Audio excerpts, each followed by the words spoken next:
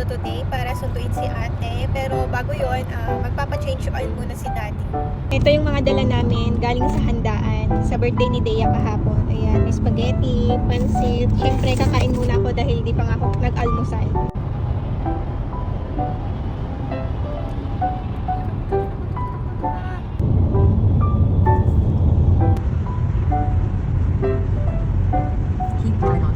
Dito na kami sa Kia.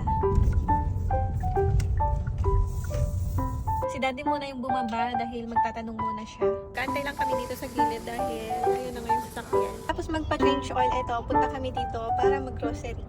Kain muna daw kami, ayan. Ramen. Tapos ito, kay daddy naman to. At may milk tea. Nakapag-grocery na kami. Konti lang kasi, ayan. Wala yung iba. Baka sa pound cost na lang. Ngayon magbabayad na ako. Ito naman yung mag-ama ko. Ayan. Naghanap ng malaruan. Bumalik si daddy dun sa loob para nga umihi. Tapos ito, tinuturo niya yung dati namin sasakyan ito. Same na same yan. Dalawang itlog. Matutulog na yan mamaya si Zig. Batang makulit. Hello! Hello! 3:45 ang dating ni ate. Ngayon, 3 pa lang. Kaya, antay muna kami dito.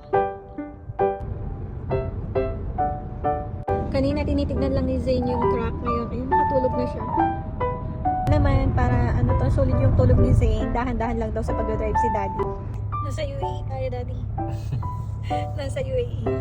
Airport.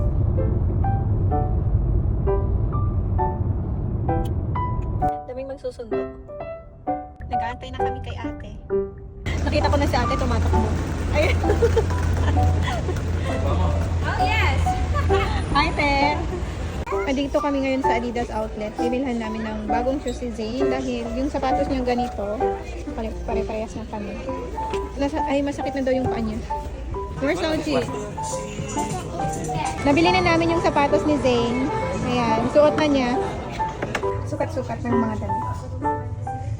Kas-kas na naman siya, oh. Ang dami na shopping niya, ate, oh. Ay, ka muna. Yan. Uwi na.